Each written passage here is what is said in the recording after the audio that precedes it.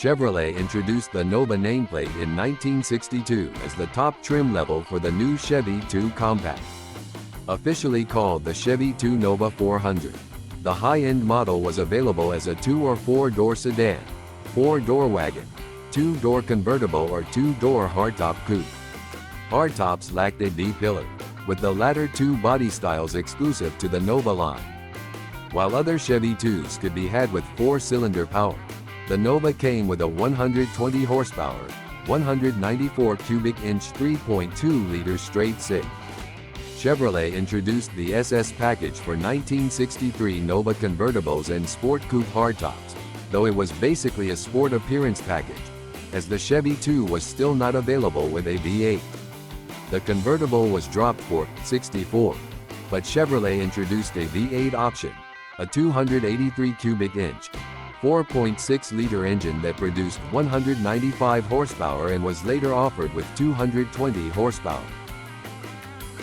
For 1965, Chevrolet expanded the V8 lineup with 250 and 300 horsepower versions of the 327 cubic inch 5.4-liter, but sales continued to drop. Again, the competition was internal. The Corvair received a dramatic redo for 1965, but the Chevy 2 was also losing to Ford, which sold nearly twice as many Falcons.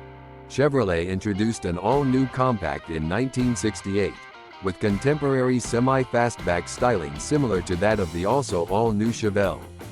The 111-inch wheelbase was almost as long as the Chevelle's, though overall length was a foot shorter. The Chevy 2 name was dropped in 1969, and the car was now known simply as the Chevrolet Nova. For the next few years, the changes would be primarily limited to engines. The end of the 327 and brief availability of the big block 396 cubic inch, 6.5-liter, in the 350 and 375 horsepower versions came in 1969. In 1970, Chevrolet added a 300 horsepower 350 for the Nova SS and a 255 horsepower version for lesser Novas. A few SS models were fitted with the new 402 cubic inch, 6.6-liter V8, though the cars still carried 396 badging and the same 350 to 375 horsepower ratings as the real 396. The 402 and the 4-cylinder were gone for 1971 and beyond, as was the smaller 6, and the 350 V8's of power output began to drop as new emissions regulations took hold.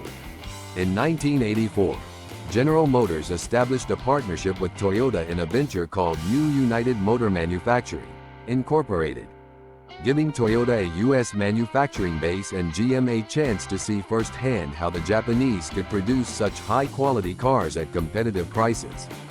Using a discarded GM plant in Fremont, California, NUMMI's first product was the 1985 Chevrolet Nova.